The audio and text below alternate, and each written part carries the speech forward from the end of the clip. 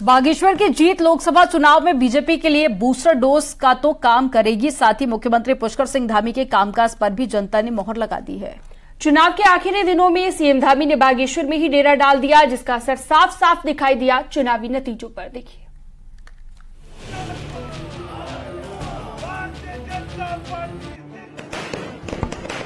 बागेश्वर समेत अब तक हुए 15 उपचुनाव में सिर्फ एक बार रूलिंग पार्टी की जीत नहीं हुई, जबकि 14 बार सत्ताधारी पार्टी ही चुनाव जीती। अब हालांकि लोकसभा चुनाव से ठीक पहले हुए बागेश्वर उपचुनाव के मायने थोड़े अलग हैं। बागेश्वर के नतीजे ने सरकार की नीतियां और उनकी मुखिया के कामकाज पर तो मुहर लगा दी है। साथ ही बीजेपी और उसके वर्कर्स के लिए भी ये लोकसभा चुनाव के लिए बूस्टर डोज का काम करेगा। बागेश्वर की जो जीत वहाँ की जनता की जीत है। मैं बागेश्वर की जनता को, अपने सभी कार्यकर्ताओं को हार्दिक बधाई देता हूँ कि धन बल के आगे जिस प्रकार का माहौल बागेश्वर में खड़ा किया करने का प्रयास किया गया, तो वहाँ की जनता उसको नकार दिया है। वहाँ की जनता ने विकास को वोट दिया है और आज मैं कह सकता हूँ बागेश्वर का ये जो परिणाम आया है ये भारतीय जनता पार्टी के सुखदायी है और आने वाले चुनाव में भी इसी प्रकार से भारतीय जनता पार्टी हर क्षेत्र हर चुनाव में विजय प्राप्त करेगी। अच्छा, क्या लग रहा है विधानसभा चुनाव से लेकर बागेश्वर उपचुनाव तक लगातार हार का सामना कर रही कांग्रेस के रणनीतिकारों के लिए इससे एक बड़ा झटका माना जा सकता है। हालांकि जीत का अंतर बेहद कम होने को कांग्रेस अपना अचीवमेंट मान रही है। कांग्रेस का आरोप है कि बीजेपी ने बागेश्वर चुनाव में सत्ता का दुरुपयोग कर चुनाव जीता है। मैं बहुत बहुत धन्यवाद करूंगा बागेश्वर की जनता का कि आज एक मिथक जो था कि 1-to-1 फाइट में बागेश्वर में कभी भी कांग्रेस नहीं हार सकती, आज वो मिथक भी हमने तोड़ा। कांग्रेस ने आज हमने कांग्रेस को चुनाव में हराया है। सरकारी मशीनरी का चुनाव आचार संहिता का भाजपा ने धज्जियां उड़ाई और सत्ता बल धन बल का इस्तेमाल किया, यह उनकी जीत नहीं है। लोकसभा चुनाव से ठीक पहले बागेश्वर में उपचुनाव हुआ और अब इस जीत को बीजेपी आगे भी भुनाने की कोशिश करेगी। देहरादून से विशाल के साथ सुनील नौप्रभात की रिपोर्ट।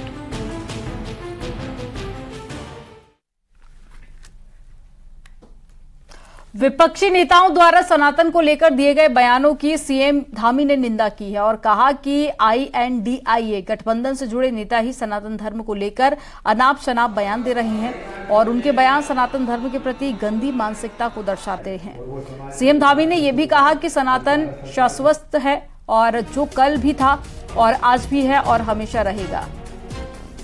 तो सीएम धामी शुक्रवार को हरिद्वार के जयराम आश्रम में दिवंगत स्वामी देवेंद्र स्वरूप ब्रह्मचारी की श्रद्धांजलि सभा में शामिल होने के लिए पहुंचे थे। वहीं साधु संतों ने भी सनातन धर्म को लेकर दिए बयानों की कड़ी आलोचना की।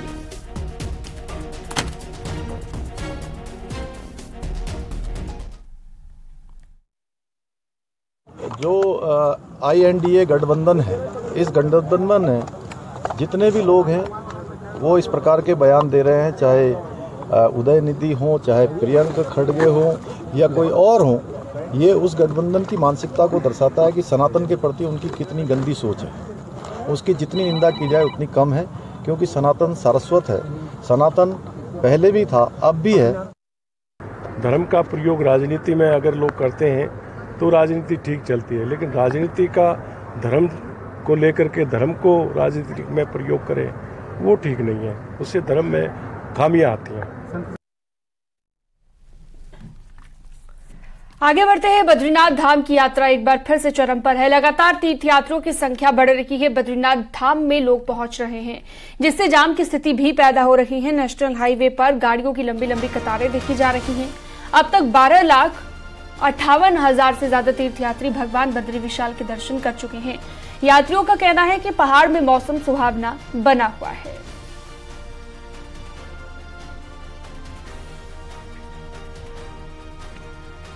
बाबा का दर्शन, केदारनाथ बाबा का दर्शन हुआ। मैं बहुत ही अपने आप को सौभाग्यशाली मानता हूं कि आज मुझे बाबा का दर्शन प्राप्त हुआ। केदारनाथ बाबा के भी दर्शन हम लोगों ने किया, फिर बद्रीनाथ बाबा के भी हम लोगों ने किया। कल हम लोगों ने केदारनाथ बाबा का किया था, आज बद्रीनाथ बाबा का किया। फिर हम लोग जाते समय अब निकल रहे हैं। अब यहाँ से नैनीताल जाने का प्लान है हम लोग का।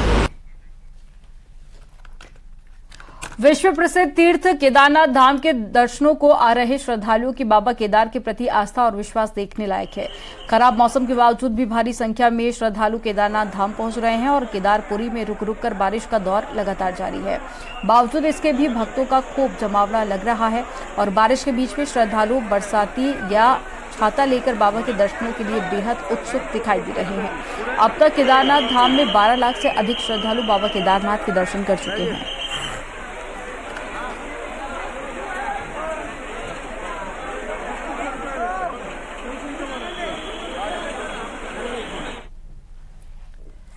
टिहरी के भिलंगना क्षेत्र के सीमांत गांव से जबरदस्त पलायन हुआ है। हालात ये हो चुके हैं कि कई गांव में बंजर जमीन हो गई है और कई जगह सिर्फ बुजुर्ग लोग ही गांव में बचे हैं। एक रिपोर्ट आपको दिखाते हैं।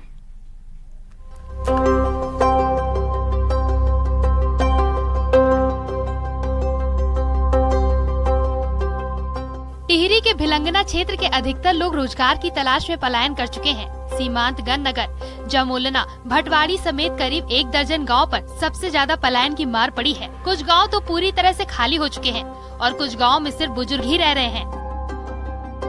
बुजुर्ग लोग हैं, नए पीढ़ी तो सारे पलायन हो रही है।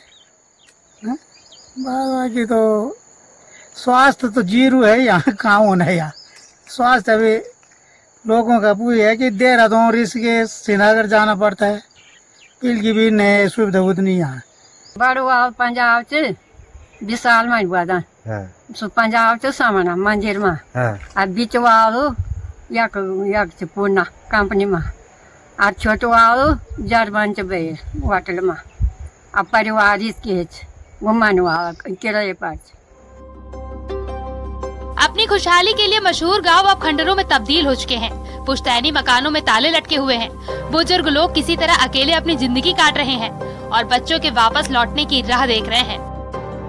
वहीं मुख्य विकास अधिकारी का कहना है कि सीमांत गांव के लिए प्लानिंग तैयार की गई है और मनरेगा के साथ स्वयं सहायता समूह के जरिए रोजगार बढ़ाने की कोशिश की जा रही है। आज जो है राज्य बने हुए 23 साल हो गए हैं। हमारा जो सीमांत जो गांव के लोग हैं, जैसे मैं आपको बताना चाहता हूँ, घनसाली के बहुत से गांव हैं जो खाली हो गए हैं। ऐसी कोई जगह जो दूरस्थ हैं जहाँ पे बच्चों के और सामान्य नागरिक के आने जाने में कष्ट है, तो उसको हम लोग मनरेगा में वहाँ पे सड़कें वगैरह बनाते हैं। साथ ही साथ वो मनरेगा का जो जॉब है उसमें लोगों को ज़्यादा से ज़्यादा लोगों को कार्य देने का भी काम किया जा रहा है। पहाड़ों से पलायन की मार किसी से छिपी नहीं है और इसको रोकने के लिए कई दावे किए जाते हैं, लेकिन सीमांत गाँव से पलायन लगातार हो रहा है। लिहाजा पलायन को रोकने के लिए ठोस कदम उठाने की जरूरत है। टिहरी से न्यूज़ 18 के लिए सौरभ सिंह की रिपोर्ट।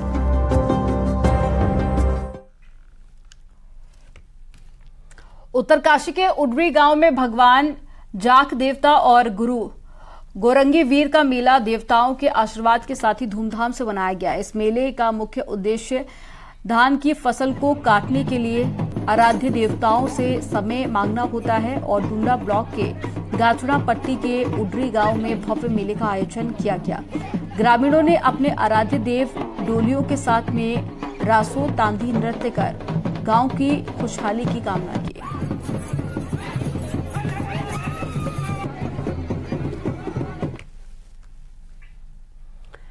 दिल्ली में G20 की बैठकें चल रही हैं और इसे लेकर लोग घरों में कैद हो गए हैं, लेकिन दिल्ली में बहुत से लोगों ने यहां की रौनक बढ़ा दी है।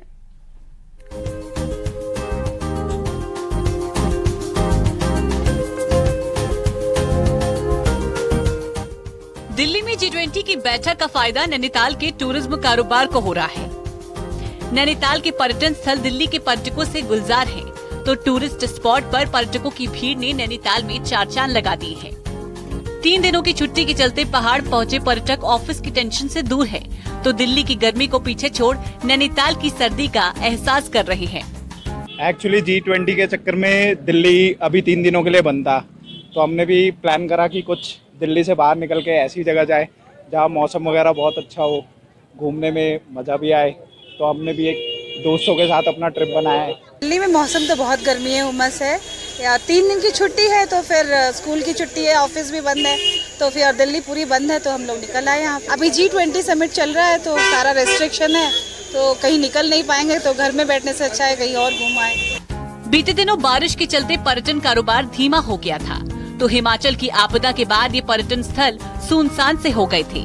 लेकिन G20 की बैठक के बाद अचानक टूरिस्ट का फ्लो नैनीताल की तरफ बढ़ गया है। सैलानियों की लगी इस भीड़ से होटल पैक हो गए हैं, तो पर्यटन से जुड़े कारोबारियों को ऑफ सीजन में भी लाभ मिल रहा है। जो हिमाचल और गढ़वाल साइड जो आपदा से काफी नुकसान हुआ था, उसका नुकसान हमें नैनीताल में टूरिज्म को बहुत ज्यादा झेलना पड़ा था। अभी G20 की वजह से जो दिल्ली 3 दिन का बंद है, तो उम्मीद है कि इस बार नैनीताल में बहुत अच्छा काम रहेगा। बहरहाल G20 के बहाने नैनीताल के कारोबार में बूम आया है और कारोबारी भी खासा खुश हैं। हालांकि प्रशासन भी अगर व्यवस्थाओं को दुरुस्त करे तो कारोबारियों के लिए ये दिन और अच्छे हो सकते हैं। न्यूज़ 18 के लिए नैनीताल से बीरेंद्र बिष्ट की रिपोर्ट।